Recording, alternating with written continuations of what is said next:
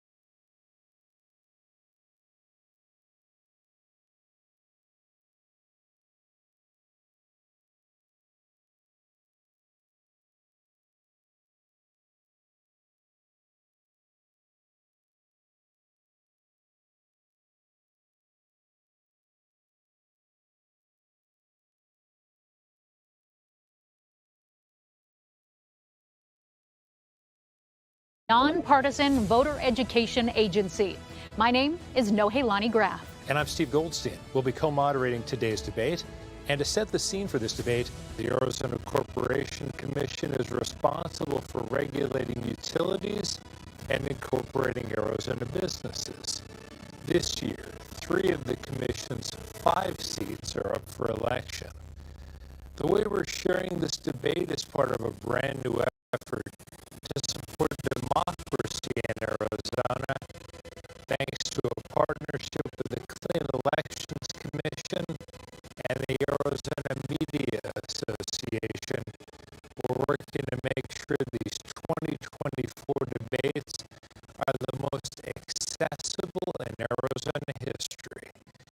That means this debate will air on a long list of local TV stations, radio stations, and digital platforms, including support from local newspapers.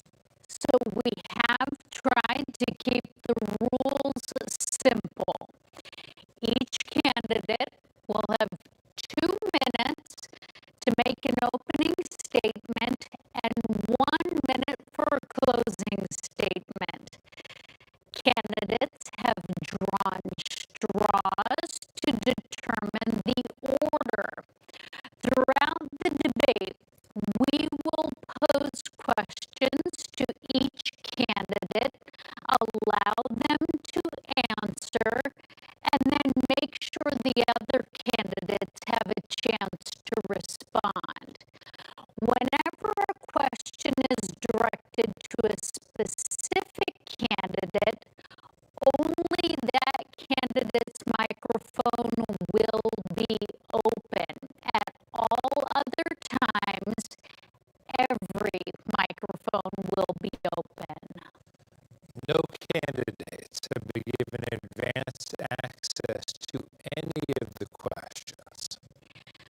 With that, let's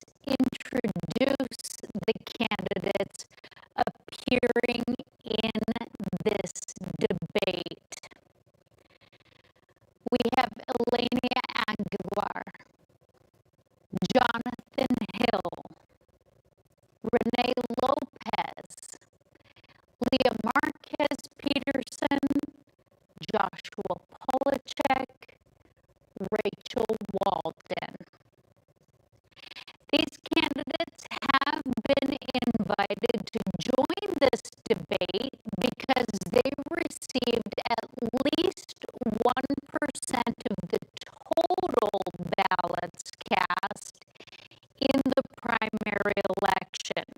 And we are using this guideline for all of our general election debates in Arizona this fall.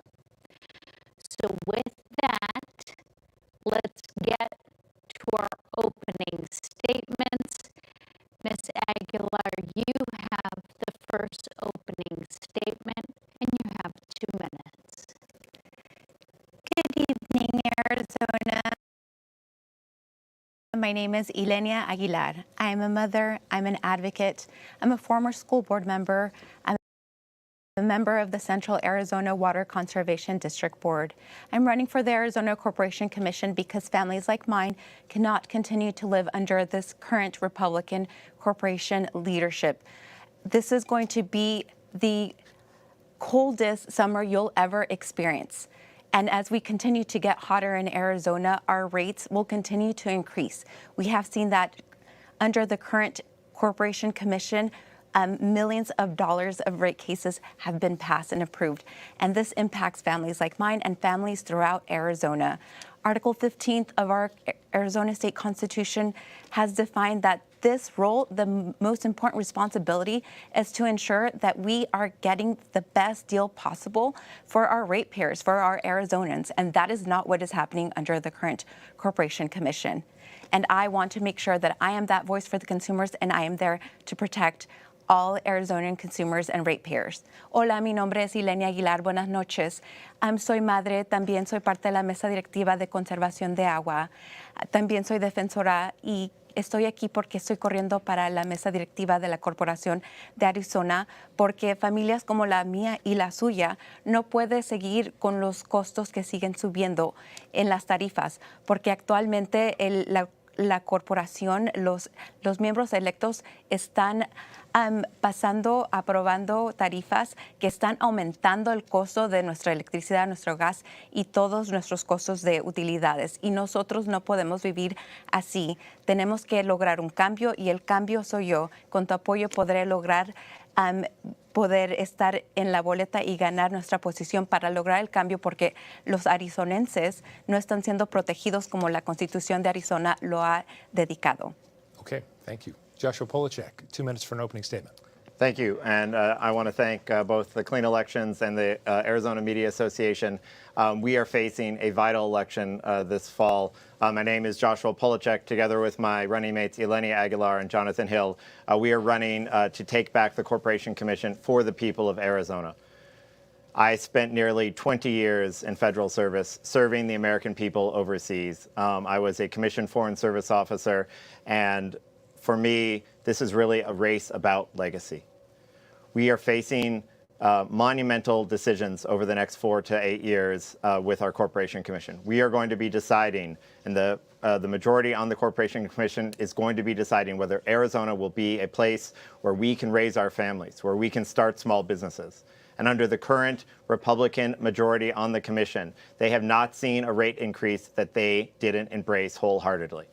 We need to make sure that we return the Corporation Commission to its constitutional duty of ensuring that you, the voters, get affordable, reliable, and safe public services.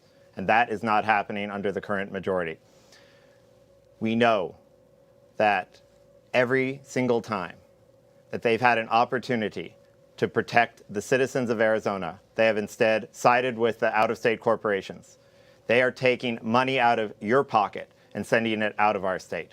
We need change. That's why I'm running with Jonathan Hill and Ilenia Aguilar for the Corporation Commission this fall. Thank you very much. Thank you. Leah Marquez Peterson, you have 2 minutes. Thank you very much. Again, my name's Leah Marquez Peterson. I'm a wife, a mother, a small business owner. I'm running currently for re-election to the Arizona Corporation Commission. I've served on the commission since 2019 and have worked hard during that time for energy reliability at the most affordable rates. I support a balanced approach to energy, and that's with a diverse energy portfolio that would include nuclear and natural gas and solar, wind, hydroelectric, and other types of energy sources. It's important that we have a diverse energy plan. Since serving as chairwoman of the commission, I passed a code of ethics, which asked folks and promoted leading with integrity, also utilizing the Clean Elections program to keep the utilities out of our races. It also promoted transparency in campaign financing and dark money. I was also very proud to launch an energy reliability summit to focus on the concerns we're all facing related to California's rolling blackouts and its impact on Arizona utilities. I fought to provide affordable utility rates to all of Arizona, and especially seniors who are on a fixed income. While serving on the commission, I'm proud to have supported a $40 million rebate to TEP and APS customers, voted to not disconnect utility ratepayers for non-payment during the hot summer months, and more recently approved an APS rate case with more than $200 million in rate cuts to that rate case because I was concerned with utility rates. I know that families are struggling. I'm running to ensure that we continue to have energy reliability at the most affordable rates. I'm the only commissioner based outside of the Phoenix area. I live in Tucson, but serve the entire state. I'm also the first Latina to serve in a statewide elected role in the history of our state. I would be honored to continue to serve you on the commission. You can learn more about me at voteforleah.com. Thank you again for listening tonight. Rachel Walden, you have 2 minutes for your opening statement. Hi, I'm Rachel Walden. I love Arizona. I've lived here for 39 years. I went to ASU for my undergrad degree and for graduate school. I had a 14-year career in the financial sector.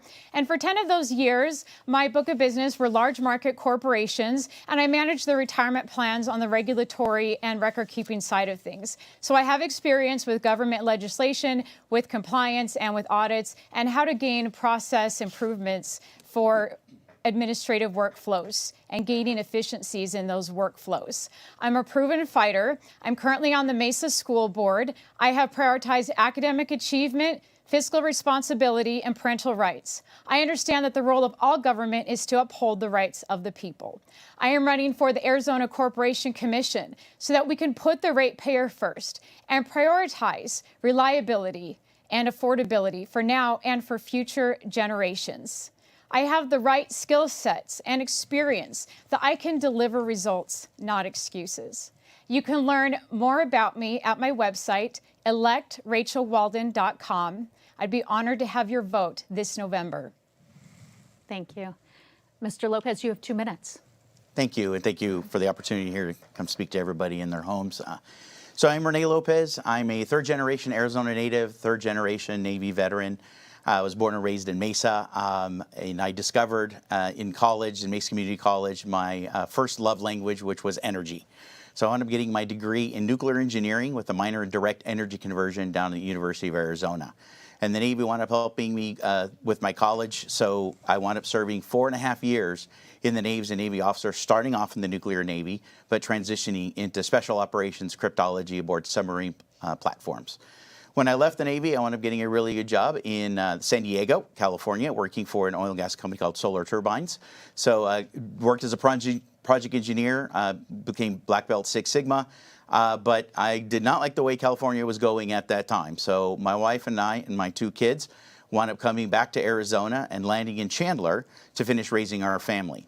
And I did not want to see the Californication that happened in their coming to Arizona.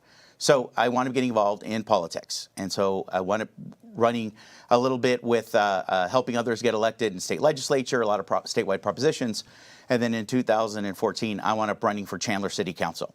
So I was lucky enough to get and earn the votes to serve the Chandler residents for 8 years on the city council. And while there, we lowered the city portion of the property tax bill 7 years in a row. I fought to ensure that we did a proper budgeting and priority-based services so that we continued to lower the cost of service in that city to the point where it had the lowest cost of service of any city in Maricopa County, while still providing services such as parks at every square mile and hiring 28 new police officers. By the time I left the city council in January of 23, again, we had the lowest cost of service in any city, and we also had the lowest crime rate since inception of that city in 1912, with 16,000 residents, which now has 290,000 people. They have a lower cost of service, or lower crime rate. So this is what I bring to the table. While I served on the Chandler City Council, I also represented AMWA, and hopefully I'll be able to talk more about water. later on in the question. So Rene Lopez for Corporation Commission. And Jonathan Hill, you have 2 minutes for yours. Well, good evening, Arizona. My name is Jonathan Hill. I'm running for the Arizona Corporation Commission because we need more technical professionals sitting on the commission. My background is in both engineering and geology. For the last 18 years, I've worked at Arizona State University on the Tempe campus, working on a number of NASA space missions.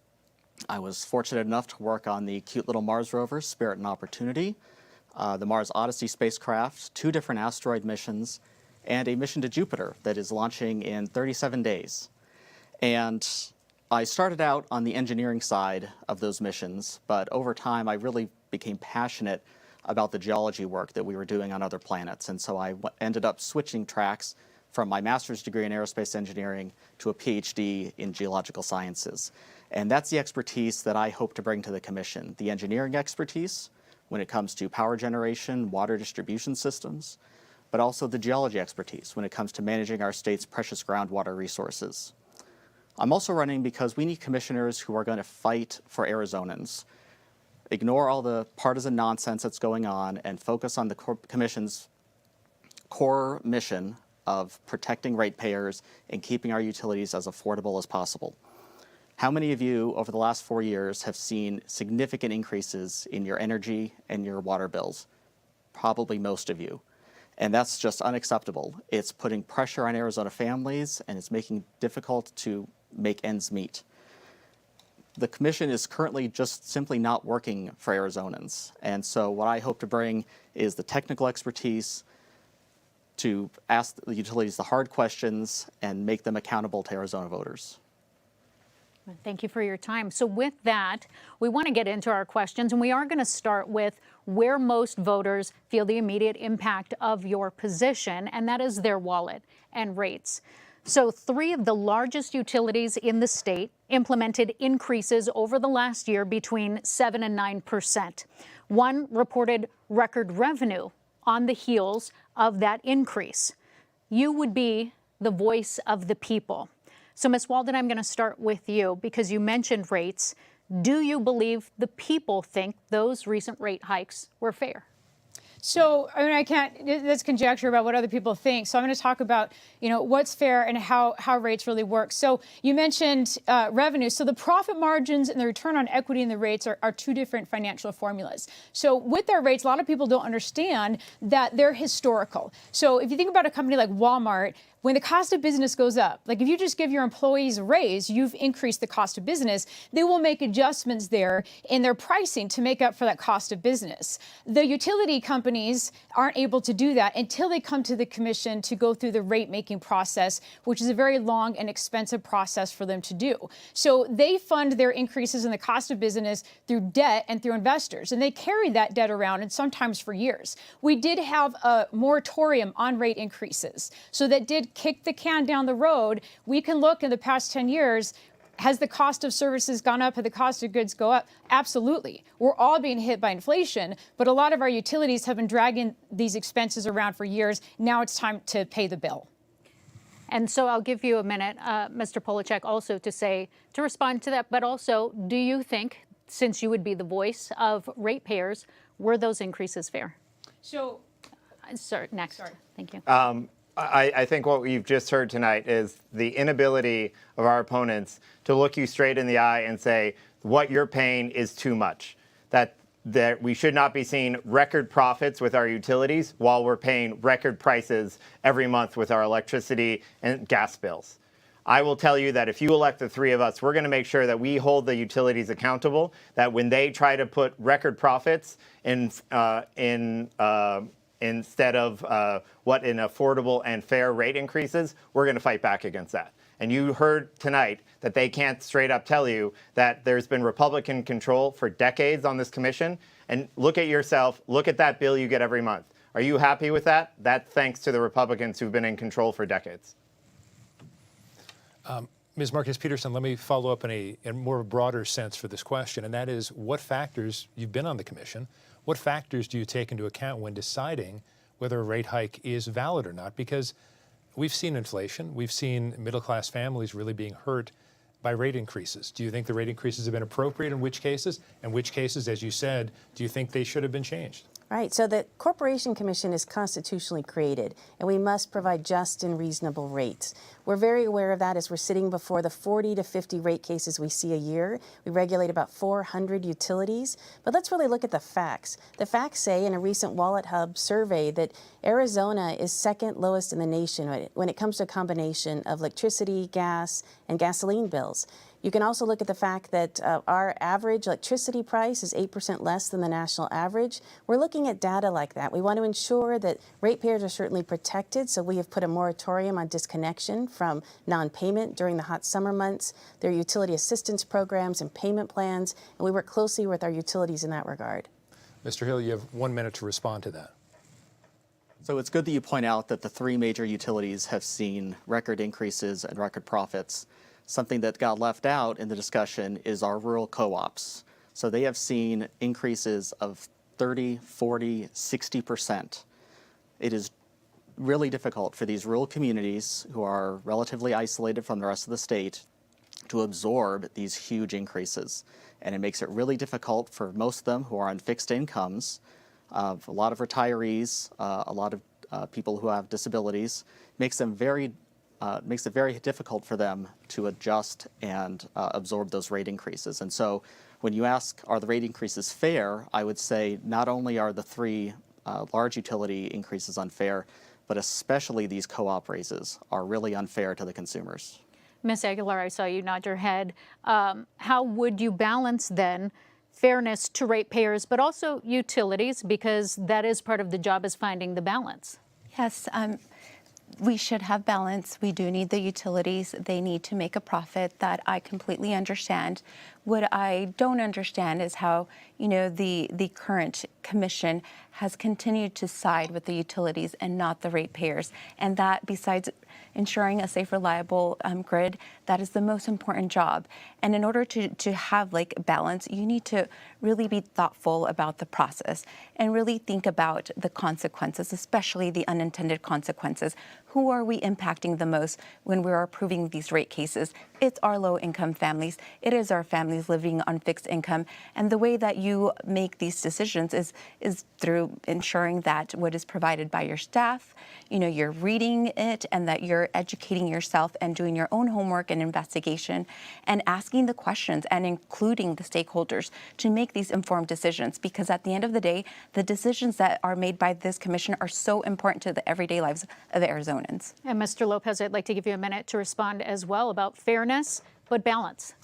Yeah, and you hit it. It's balance. Look, having run the fourth largest water district in the state, in our Chandler Water, we had to raise rates. And as I mentioned in my introduction, we still have the lowest cost of service of any city in Maricopa County. But we had to raise our rates. Cost of chlorine is up, 400% since COVID. Cost of people, cost of infrastructure, all the piping, all the steel, everything is going up. But what we can do, and Leah Marquez Peterson said it rightly, we have to evaluate those rate cases as they come in. They removed out of the APS case over $200 million of stuff that did not belong on the backs of the ratepayers.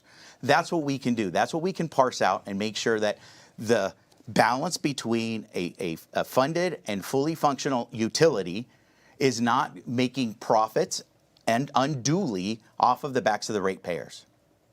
Ms. Marquez Peterson, let's move on to the renewable energy standard, because you've been involved in a recent vote that had overturned the concept of that. It was very controversial a number of years ago when Arizona's Corporation Commission implemented a 15% renewable energy standard. Do you think the state needs to have something like that, or would you rather not? That's a good question. So when I was appointed in 2019, the commission was in the middle of that debate and that discussion. That 15% renewable energy standard was set in 2006 when the solar industry was really at the beginning. It was highly subsidized. We now look back and see that almost $3 billion in subsidies was paid by residential customers to kind of hold up that solar industry. During this debate in 2019, 2020, we debated whether we should have a certain percentage by a certain year. And after a lot of debate, a lot of thoughtful consideration, we decided no. If we set a certain percent by a certain year, it will cost the ratepayers a lot of extra money. It couldn't even be quantified at the time. So you had a majority of the commission vote no on an energy standard. But do you think there's any space to have any sort of standard? I understand what you're saying about 2006, but currently. I don't at this point. We have a diverse energy mix. About 30% of our energy comes from nuclear. We've got about 27% from natural gas. Solar continues to grow dramatically, as does wind and hydroelectric. So we have a very diverse mix now. I say let the market dictate what direction we go. You see large companies also coming to the state, like Google and Microsoft and others, that have those clean energy requirements. You see the utilities growing dramatically. I support the voluntary energy goals, though, that the utilities have set. Mr. Polachek, 1 minute on that? Sure. Well, first, I'd like to return to the previous question. None of our opponents were able to answer whether they thought these rate increases were fair. Clearly, the consumers can look at their bills and decide for themselves if they think they're fair. But what Commissioner Peterson is leaving off in the standards that you're talking about is that there was a bipartisan effort by the previous chairman to reform the regulations. There are outdated regulations with the commission that get in the way of the free market.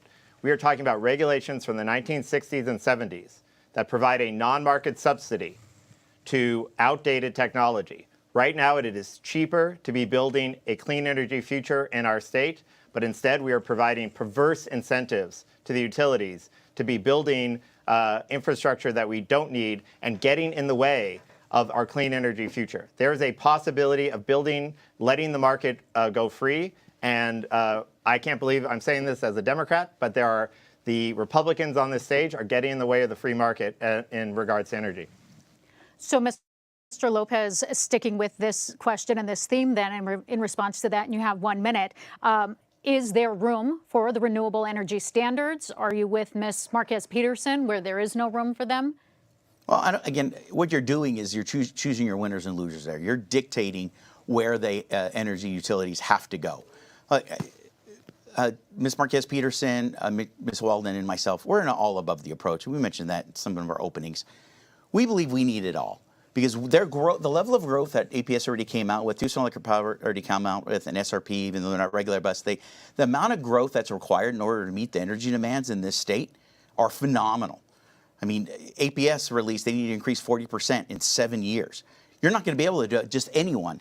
Nuclear, gas, even though nuclear isn't expanding right now, your clean energy, solar, wind, none of them can do it all by themselves. We need it all because we don't know where the advancements in technology are going to come.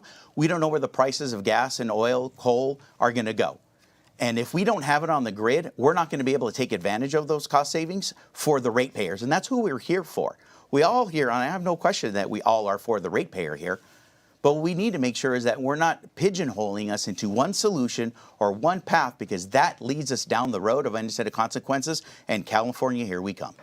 Now, is there a danger then, though, of leaning too much, and I'll send this one for 1 minute to you, Mr. Hill, and you can also respond, to leaning too heavily on natural resources? Yeah, I think we have to be very careful in Arizona about what type of resources we're using for our energy. Arizona is not known as an oil and gas capital of the country. We are the sunshine capital of the entire country. There is no reason why Arizona should not be running entirely on solar. When you look at states like Nevada, they have implemented solar in a very responsible way.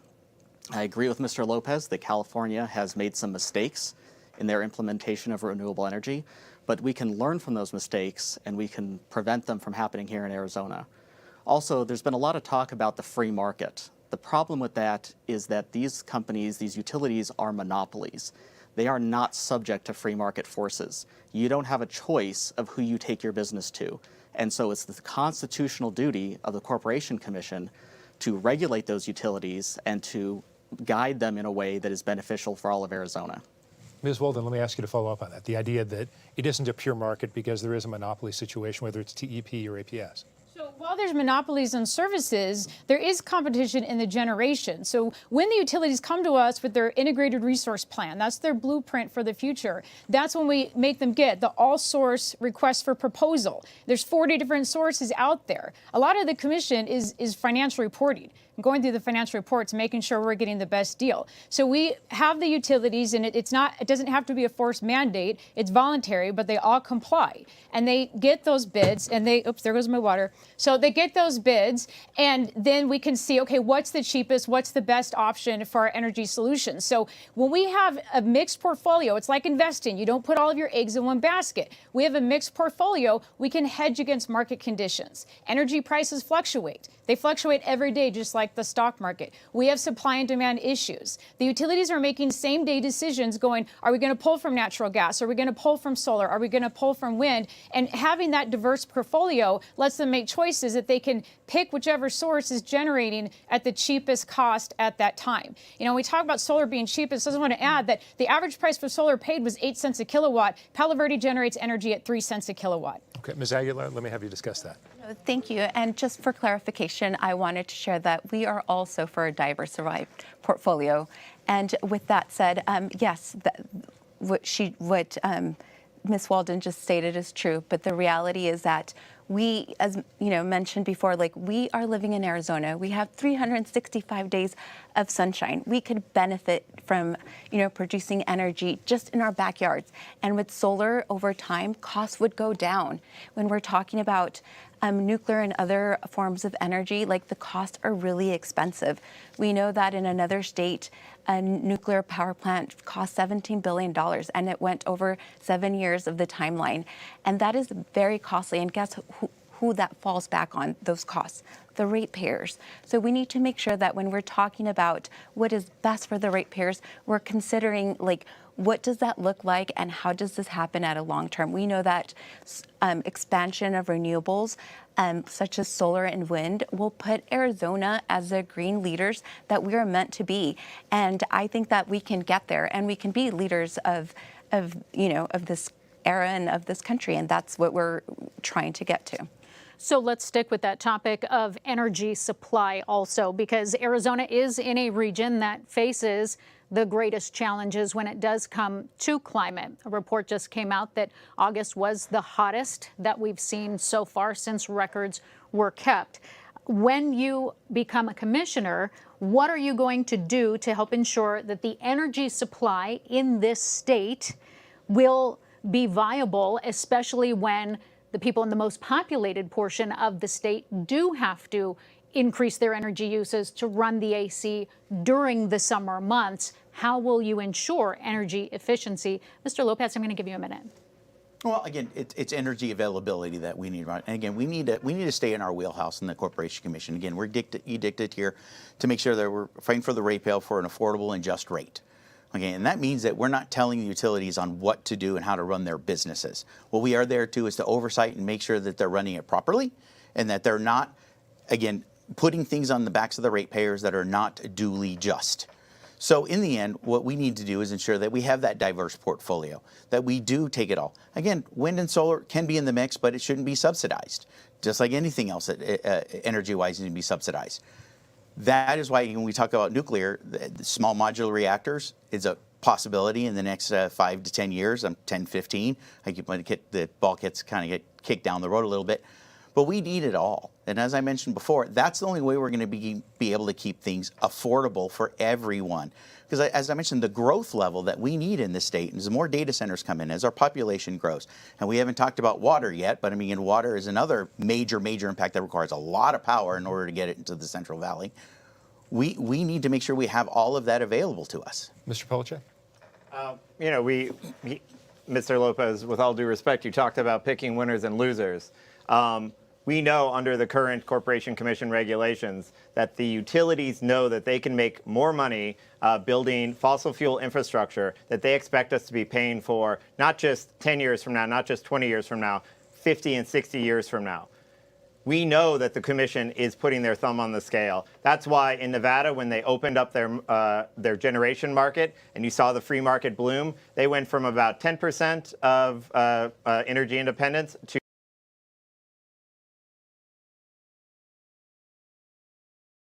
over 50% in less than a decade. And you are seeing in Nevada something that has seen only in one other place in the entire country, and that is rates going down, profitability for the utilities going up, and and the pollution rates going down. And that's seen only in one other place in the entire country, and that is the deregulated market in southern Florida. So why are we stuck with these outdated government regulations that provide subsidies to infrastructure we don't need? Ms. Marquez Peterson, you want to respond to that? Yes, I do. So, I think we need to talk some facts here, respectfully. Western Resource Advocates came out recently with a report that said that Arizona is 5th in terms of the size of its solar production as compared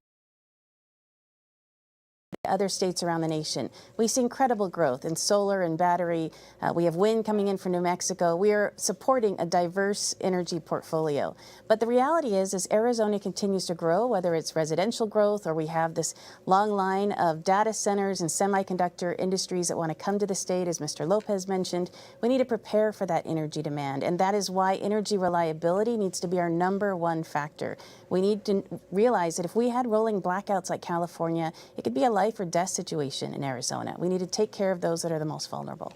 Ms. Walden, 1 minute to respond. Sure. So in the current commission, they have approved over 6,000 megawatts of solar. So nobody's not doing renewables. But the problem with the solar is that it doesn't dispatch evenly on the grid. We know that renewables are intermittent. And the companies in Arizona, they rely on that reliable power. So when we look at coal, we look at natural gas, our grid was designed so that that energy dispatches at 60 hertz. We get something like solar, it's lost its peak by 4 p.m. So when energy is at its lowest demand, that's when solar's at its highest. When energy is at its highest demand, solar's at its lowest. And so then we risk that we're dropping below that 60 hertz. We're getting the flickering light bulbs. That kind of intermittent power can be billions of dollars and lost productivity for the companies that are here and that want to move here. So we have to have natural gas peaker plants that can be ramped up quickly or ramped down quickly so that we meet that peak demand. We can't afford to have unreliability. And that's what we would have with just a pure green portfolio, because we see it in Texas, we see it in California, we see it in Germany. Mr. Hill, you want to respond? Yeah, so something that Ms. Walden is correct about is that solar and other renewable energies tend to peak in the early afternoons, whereas the usage tends to peak in the early evening. Once everyone gets home, they turn on their dishwasher, they turn on their stove. What we need to do is we have to shift that peak, and that's where storage comes in. That's the piece that Ms. Walden left out, is that storage allows us to shift that peak without adding peaker plants. It allows us to shift that peak of energy from the mid-afternoon to the early evening when users need it. And you already see the 3 major utility companies in Arizona moving towards storage. There's been incredible movement in the technology development in that sector, and we're seeing the price point come down drastically. So whereas this was not cost-effective even 4 years ago at the last time this commission race was held, now it is cost-effective and affordable. Yeah, thank you. And just to add to what Jonathan just said, going back to your previous question about standards, this is why standards are so important, because they give us a baseline. And during the current commission that approved the standards, this is how we got storage. And that has allowed, like Jonathan stated, for our costs to go lower. And, standards just provide a baseline, and they encourage the utilities to invest in these technologies that we need in order to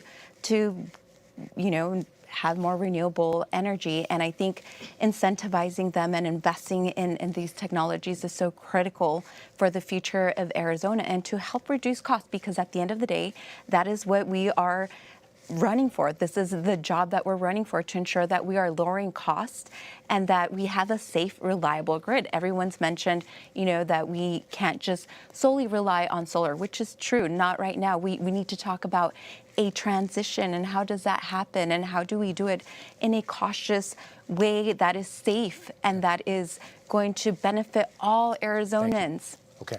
Ms. Marquez Peterson, I want to modify the question a bit. One thing, there are a number of public health officials who are concerned that without more renewable energy, whether that's the Corporation Commissioner's job or not, I'd love you to answer that. There are a lot of public health concerns, that there is a lot of air pollution in this state already. In addition to our summers, we have ozone issues. We have all sorts of things that affect public health. Can the Corporation Commission do anything to encourage better public health to the utilities by requiring certain aspects of renewables or cleaner energy?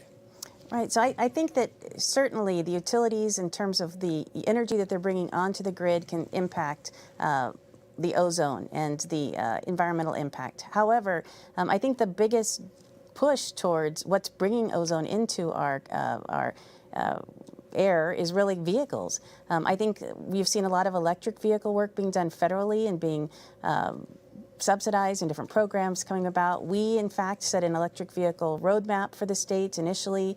We engage with the charging stations. We talk about policies that relate to the utilities and their charging stations. So I think the vehicle piece, the transportation piece, is a place that the Commission can do further work on it as folks decide to buy electric vehicles. I think what's key, though, is if folks are buying electric vehicles, it is not something that is subsidized by those that do not have electric vehicles. We need to be fair about that effort also. Mr. Polachek, public health question there? Yeah, I mean, we're seeing up in Mojave a community where there's an expansion of a gas turbine power plant against the will of the community. And that's something that Commissioner Peterson voted on a 4-1 Republican party line vote to approve. The community didn't want it. It did not go through the standard procedures. The site committee, which is supposed to approve these sorts of things, disapproved it.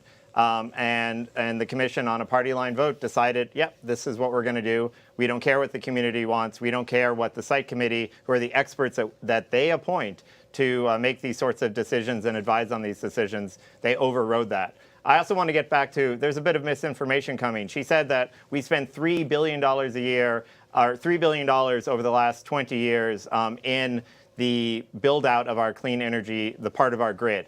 We spend $5 billion a year, and you know this, buying out-of-state fossil fuel, coal and gas to power our grid.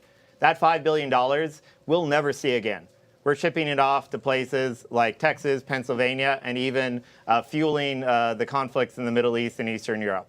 Okay. Arizona has an opportunity for energy independence. They're getting in the way of that. Since you directed it, Ms. Marquez-Peterson, yes, we'll give you a chance. Thank you for the ability to respond. 30 seconds, please. Thank you. So I think in terms of natural gas peakers and communities not wanting to have those in their backyards, that is really a Planning and Zoning Commission determination that's done at the county level. So that's not something that the Commission is engaging in, and we're listening very closely to county leaders.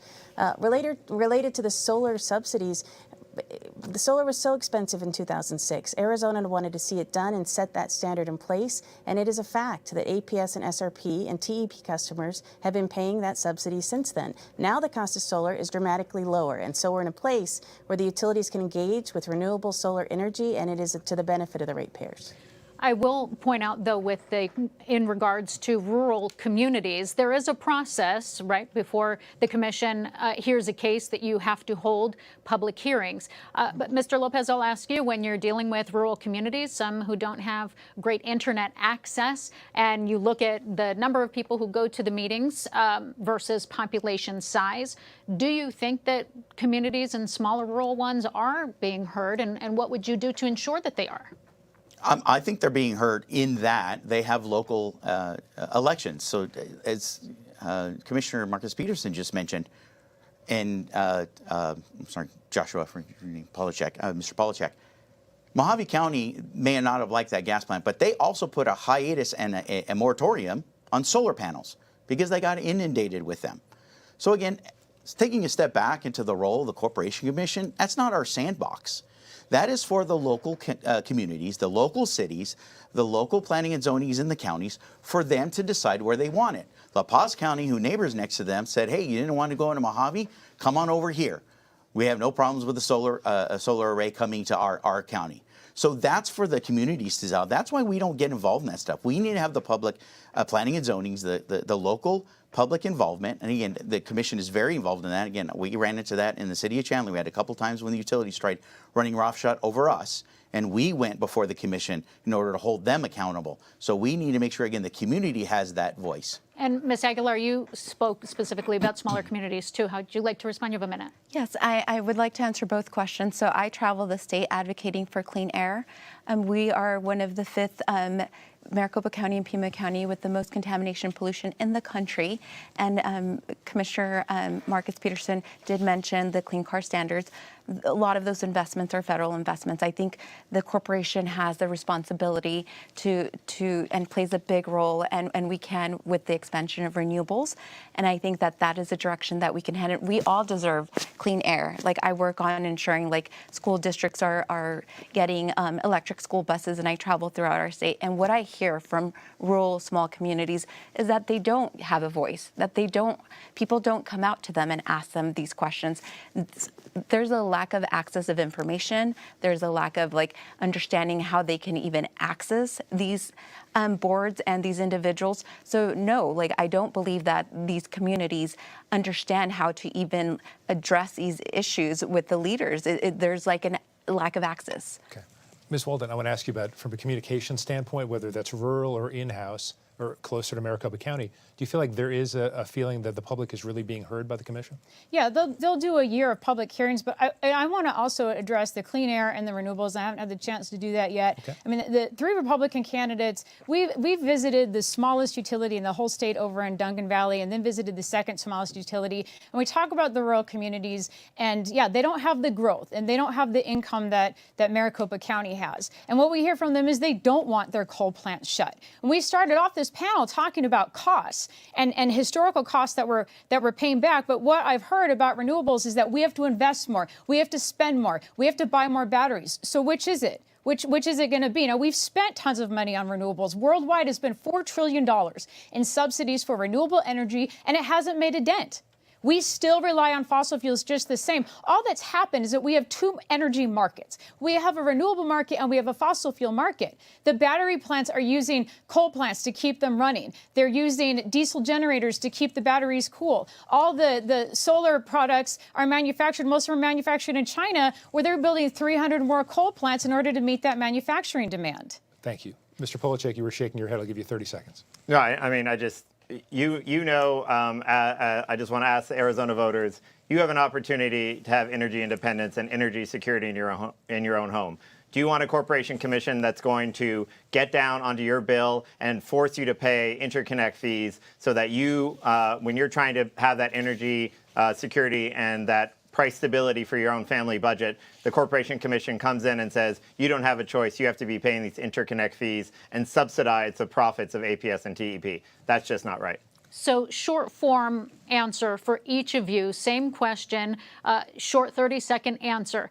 If you were to prioritize energy sources, where do we need to prioritize? I'm going to start with you, Ms. Walden, 30 seconds. So I don't think it's the role of the commission to prioritize energy sources. And we're talking about costs. That's the biggest thing. We started this out saying, okay, what does your wallet look like? If we make a mandate, by law, the utilities get to recoup the cost of that mandate with the rate of return. That goes directly to the ratepayer. The commission can't override that because the regulatory law code says that they get to recoup that. So we don't want to make mandates. We don't want to be a 4th branch of government. We want the market and them to go out and say, okay, what are the sources of generation that are available to us so we can determine and look at what's the cheapest option. We also have to factor in reliability and safety of the grid. We are not going to get reliability with the 100% renewable portfolio. It has not happened. It's never happened. So right down the line, Sure. What would you prioritize? The commission shouldn't be picking winners and losers, and the current commission is.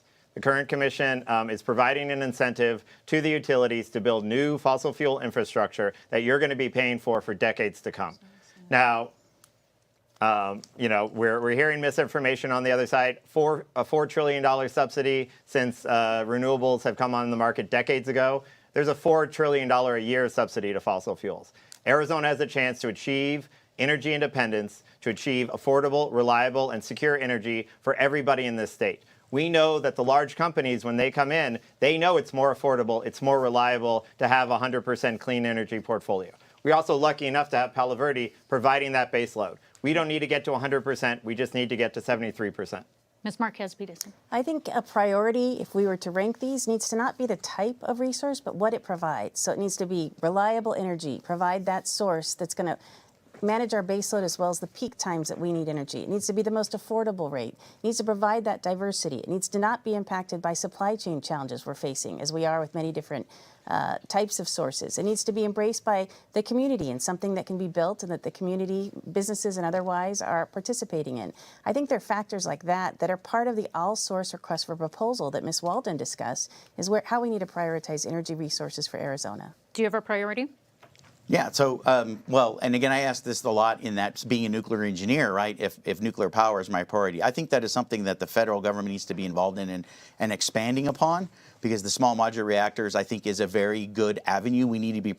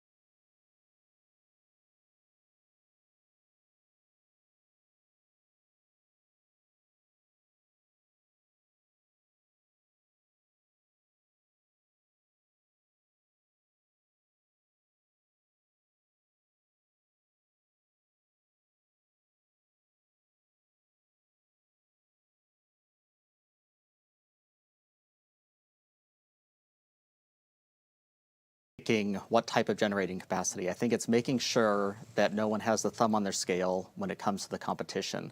So multiple people have mentioned these requests for proposals from the utility companies for generating capacity. Unfortunately, a lot of the times they have little requirements in them that push it towards fossil fuel sources. So what the commission does need to do is it needs to prioritize making sure the competition is fair, it's a level playing field, and then I believe that renewables in most applications will win. Ms. Aguilar, 30 seconds, please. Yes, thank you. So I would say I would rephrase that question. We need to prioritize the ratepayer and what is right for the ratepayer.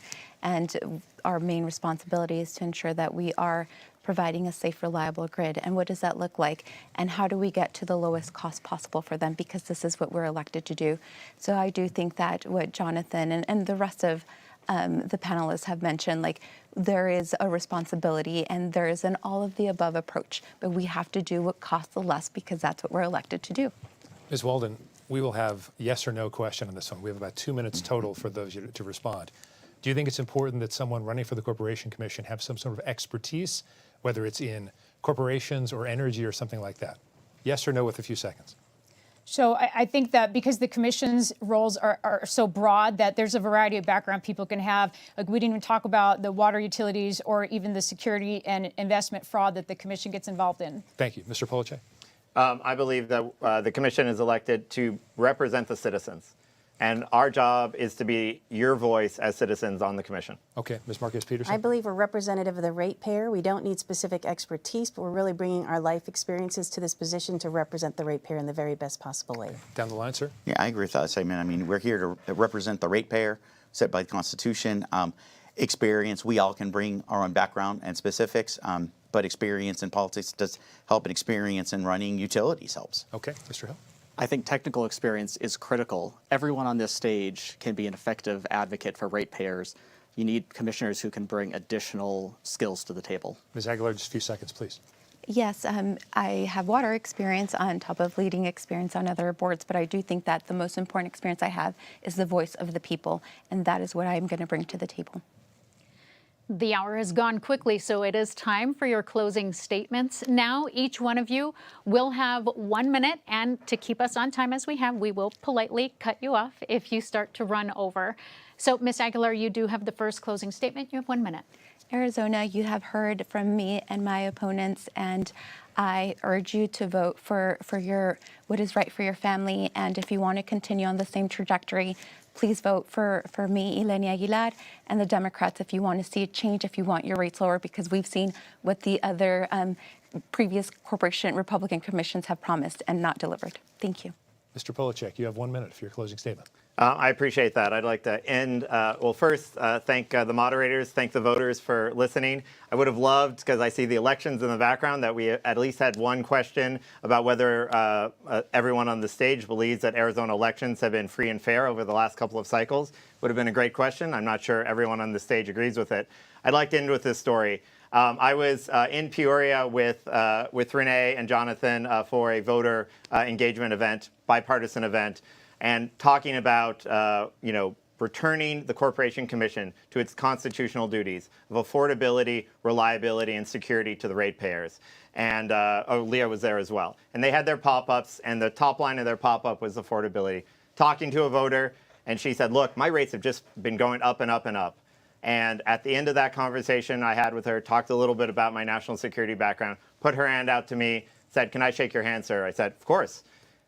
She said, I'm a red-ribbed conservative, never voted for a Democrat before in my entire life. But after the conversation that we've just had, you, Jonathan, and Ilenia have my vote. So thank you very much, and thank you to all the voters who are watching tonight. Thank you, Ms. Marquez-Peterson. Yeah, thank you again for hosting this important event tonight. I think the contrast can't be more clear between the Republican candidates and the Democrat candidates. I think the Democrats have posed today a position that's not realistic. We as the Republican slate, myself as an existing commissioner, have fought to have affordable utility rates. I'm proud to have cut more than $200 million from the APS rate case recently. I'm proud of the $40 million rebates that I provided to TEP and APS customers. I have a voting record. I suggest ratepayers check that out. Look at my background at voteforleah.com. I would appreciate your support in this upcoming election. Rachel Walden, you have the next closing statement. 1 minute. Hi. So thank you for tuning in tonight, and you can learn more about me at my website, electrachelwalden.com. My email address is up there. You can email me. I'll give you my cell phone. We can have a conversation and talk more about this. I think everyone can tell I'm very passionate, and I'm passionate about the future of this state. What we've seen in our rates, what we've seen in the cost, is the result of forced mandates, forced contracts, government regulation, and subsidies that have driven up the rates. And now we're in a time of record inflation, and a lot of those bills are coming due. The current commission is getting it done. They are cutting back subsidies. They're repealing those mandates. I want to be part of that work, that we make sure that we're upholding the Constitution that says that you only pay a just and a reasonable rate, and I have the right financial and business experience to make sure that that happens. Mr. Rene Lopez. Yes, hello. Thank you again for the opportunity. And as I said, I have experience in running the fourth largest water district. We, again, in City of Chandler, we're very cost effective. And look, it's government. It's ineffective. It's inefficient. But what we can do is make sure that we're fighting for the ratepayers out there. Look, Arizona is the 49th cheapest energy rate. And if you have politicians telling you and promising you they're going to save you money, be careful. because inflation is going up. The federal government has a lot of control over our wallets also. And the utility rates aren't just controlled by the Arizona Corporation Commission. It's a global energy market. So we need to ensure that we're doing what's best for you, the ratepayer, and we are fighting for you, which Rachel Walden, Leah Marquez Peterson, and Renee Lopez will. Jonathan Hill, you have the final closing statement. 1 minute, please. I think Arizonans need to ask themselves, do they feel like the Corporation Commission is on their side? Do they feel like the Corporation Commission is protecting their hard-earned money? Do they feel like the Corporation Commission is listening to them and hearing their voices? I think the answer is no. And so personally, I'm not approaching this race as a politician. I'm not trying to go one party or the other. I'm approaching it as an engineer and a geologist. Let's find real solutions to our problems, and let's make sure that our water, our power, our natural gas are safe, reliable, and affordable for all Arizonans. Thank you very much. Now, based on the clock, we have a tiny bit of time, and I do not mean this to be a flippant question at all. It's for each of you, though, and as short as you can make it. Ms. Aguilar, let me start with you. What is it like to run for an office that many people in Arizona have said is the most important job they don't understand? It is very rewarding and gratifying hearing the stories of Arizonans who are struggling and suffering because of their rate and their utility bills. I'm just honored to hear and to have their trust. Mr. Hill, very briefly, please. You know, I've talked to a lot of people. I've heard a lot of people are struggling, and I really hope I have the opportunity to help them. Mr. Lopez? Yeah, it's been a great experience running around the entire state. I've loved it. I mean, eyes wide open. I knew it was going to be fun, but this is great. Thank Ms. you. Marquez Peterson? I've enjoyed speaking to groups across the state also, whether it's chambers, Kiwanis, Rotaries. I think we have a lot of work to do in education, but so appreciative when people pay attention to how utility rates are formed. Okay. Mr. Polachek? Well, I have to say the one thing that we haven't talked about tonight that really breaks my heart as someone who grew up on Indian reservations is that we still have a large segment of our population here in Arizona that's disconnected from the grid. And when I travel to Navajo, up to Apache, and I hear the stories of the people off the grid, it breaks my heart. And I want to do something to fix that. Ms. Walden? I think I put the most campaign miles on my car, 25,000 campaign miles, because I started the first campaigning last May. So it's a lot of work, and it's definitely been eye-opening, but I love Arizona. I think people can tell and feel my passion about this state and about our future when I meet with them. It's definitely not for everybody, though. Thank you. Thank all of you for being with us tonight. This wraps today's debate with the candidates for Arizona's Corporation Commission. As a reminder, Arizona's general election is Tuesday, November 5th, and early voting starts Wednesday, October 9th. There are a lot of offices up for election this year, so we'll keep hosting debates through the fall. You can head to azmedia.org to see a list of upcoming debates and where you can find them on TV, radio, and digital platforms provided by our local media partners. For the full debate schedule and to even submit questions for future debates, we invite you to head to azcleanelections.gov. On behalf of our partners at Clean Elections, the Arizona Media Association, Reestern Bitfire Studios, we thank you for joining us.